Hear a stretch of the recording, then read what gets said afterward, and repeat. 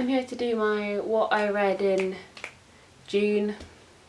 The months, I've said this before, but the months are just like smushing together. I don't know what day it is or what's happening. The first book I read in June was A Court of Wings and Ruin, and I can't talk too much about the plot lines because this is the third book in a trilogy. I know she's writing more books set in the world, but I don't know if they're like connected, so I'm just gonna say trilogy for now. I love Sarah J Maas's writing, I love the characters, but I was a bit underwhelmed with this book, I'm not going to lie. I mean, obviously, why would I lie? This is just my opinion channel, basically. So it's kind of like a high stakes type thing, there's war, and you know, it's characters that you like, so you're kind of worried about them, and that's all very tense and exciting. And I do like the kind of funny moments in between as well. But for a book that kind of set the stakes up so high and there's this huge war at the end, there was no real consequences, I'm gonna say. For people that have read the book, there were some storylines towards the end, this isn't really spoiler, that involved Rhys and Amren, where certain things happen and then they just kind of become undone in like a, oh wait, no. And I don't know why that happened. I thought it would have been a lot more powerful and a lot more memorable if there was an actual consequence of the war. I mean, it just seems that we finished the book exactly where we started off. Was there any point in me going through 700 pages to end up exactly where we started? Question mark. So that was a bit annoying to me. There were also quite a lot of loose ends regarding like Cassian and Nesta, also Elaine and Lucian. I don't know where that's going to go, but like I said, there are going to be more books set in this world, so I'm not sure if that's going to be sorted out then, but it was kind of disappointing not to have that cleared up in the series that they were such a big part of, I think. Although some bits that I want to point out that I really liked, I liked the whole storyline regarding Moore and the revelation of kind of her past. I'm not trying to spoil anything, so this is going to be quite vague. I loved the bit where who's it? Nesta hugs Farah for a certain reason that I'm not at liberty to say. I loved Elaine. I loved the whole kind of trying to fit her into the fantasy narrative and her struggling with that. I thought that was really interesting. Yeah. So those are kind of, so far, my non-spoilery thoughts on it. I'm not going to do a spoilery review video thing because I just, like I said, found it kind of underwhelming and don't have that much to say about it. But yeah, if you've read this, do let me know if you thought the same or if I'm just being silly. I don't know. Next up, I read Tales from the Shadowhunter Academy, which is a series of short stories from Cassandra Clare, Sarah Brennan, Maureen Johnson and Robin Wasserman, basically that follows Simon from the series The Mortal Instruments doing his little transition into a Shadowhunter. I absolutely adored this so much. I've always loved Simon as a supporting character, and to get like 12 or however many stories from his perspective was just a blessing. His narrative voice is so funny, very sarcastic, very much my style of humour, and I loved it so much. But it's not just focused on Simon because he's studying at the Shadowhunter Academy. You get a lot, you get a few stories of the history. So there's stories looking at Robert Lightwood's history there, Tobias Herondale's history, James Herondale's history, who's son of Will and Tessa, and his life at the academy. I loved that story. I really want to see more of James. I felt really bad for him, just a little shy kid trying to fit in at the academy. I was like, same. But I loved that little insight that it was primarily focused on Simon, her love, but also you got like Shadowhunter history lessons a little bit interspersed, and I just loved that. I thought it was so interesting and it was really well balanced as well. Then I read Lord of Shadows, which I'm not going to talk too much about because I did a whole video which is probably very long and rambly about this book, so if you want to watch that you can. But basically, cut a long story short, I loved it, and despite this being the 13th book that Cassandra Clare has written set in this world, the narrative is still new and exciting and still offers up something to old readers and new readers, and I think that's really impressive, and I'm so excited. It always leaves me feeling amazing, like I just said, and I just need more basically. And I think after 13 books set in the world, wanting more is a pretty high kind of compliment, I guess, is what I'm trying to say, but words are failing me. Then I read A Darker Shade of Magic, and oh my good god, it's so good. Basically, okay, I read this Savage Song earlier in the year. I've obviously forgotten what month. But I just love V.E. Schwab's fantasy. I think it's so detailed, and the worlds that she creates are so vivid, and you just want to live there. I mean, come on, it's so cool. In this book we have, I've got to check my notes because, you know, memory.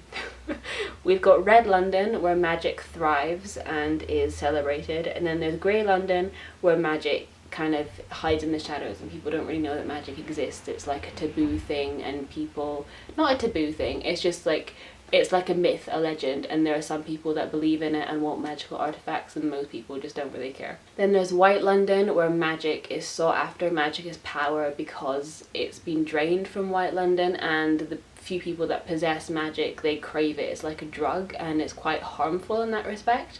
And then there's Black London, which is no more because magic consumed it.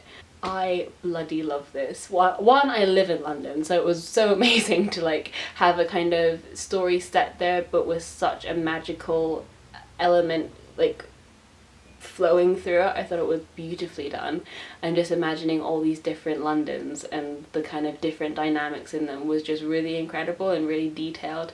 So the basic plot is Kel, who is from Red London and is, you know, good with the magics, is a smuggler between the three Londons that are kind of not dead, and he kind of trades magical artifacts, which is illegal. He's not supposed to do that. And then he comes into contact with a mysterious object which shouldn't exist, and it's a very all-powerful magical artifact that can basically tip the balance of magic in the worlds. And so he tries to get rid of it, and in doing so meets Delilah Bard, who is just your regular old thief, and then she decides that once she meets Kel and sees, you know, a glimpse into the world of magic, that she wants an adventure. So they kind of go on one together, and it's just, oh, it's so good. I fell in love with Delilah absolutely immediately. There's this one line that I just like, hook, line and sinker, I was like, you're mine, where she goes, they're basically, Kel's telling her how dangerous the mission is, and she's going, well, I'm not dying till I've seen it. And he says, sees what? And she goes, everything. And I just think that was so lovely, and she's just my fave. She's one of those characters where I would like fight to the death to protect her, but I know she wouldn't need me to. So yeah, I'm so excited to read the other books in this series, and I'm so in love with it, if you couldn't already tell. Lastly, I read Into the Water by Paula Hawkins, and this is from the author of Girl on the Train, so you can kind of tell it's going to be like a thriller-y type thing. I say that because that's what I thought it was going to be, but it's not quite that, actually. So this starts off with our character Julia, who has just been told that her estranged sister Nell has died, and it's suspected that she committed suicide. So Julia goes back home and has to kind of deal with the aftermath of her sister's suicide, and her sister's daughter, who she doesn't really know at all, and they have to kind of navigate that relationship, and that's all very interesting. And what I loved was that Nell had an obsession with the river that she drowned in, and she basically was writing a book about it and all these women throughout history who've drowned in this river, and going all the way back to like the witch trials. And she was talking about how in her book she was talking about how when the witches drowned, some of their power like went into the water, and therefore it has this like alluring quality to women throughout history who like have strange pasts and stuff. And that was really interesting. I really like that kind of mystical element of like water and that kind of mysterious. I thought it was really well done. The atmosphere that Paula Hawkins created when she wrote that was very kind of creepy, very eerie. You were very much wrapped up in that narrative, much like you would like by a river. It was very, very well done, and I thought that was brilliant. And then around the halfway point, the narrative kind of shifts, and I didn't enjoy the ending so much. It focuses kind of on like the men, and the men who were kind of behind or responsible for like the women that drowned in the river, and it kind of went a bit more on the tracks of trying to figure out who killed these women rather than like letting the women tell the story from their point of view, if that makes any sense at all.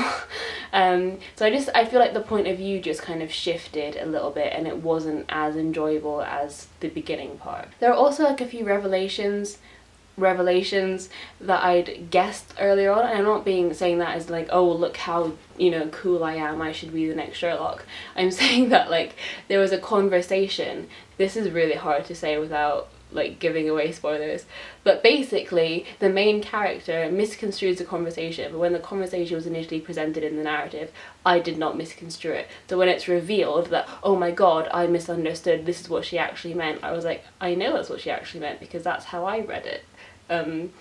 Basically like little things like that aren't really that big, but they just kind of kept happening, and they were like, oh well, this person did this, and I'm like, well yeah, that makes sense, that person did that, and it just didn't really come across as this big like reveal moment. I just kind of was like, well yeah.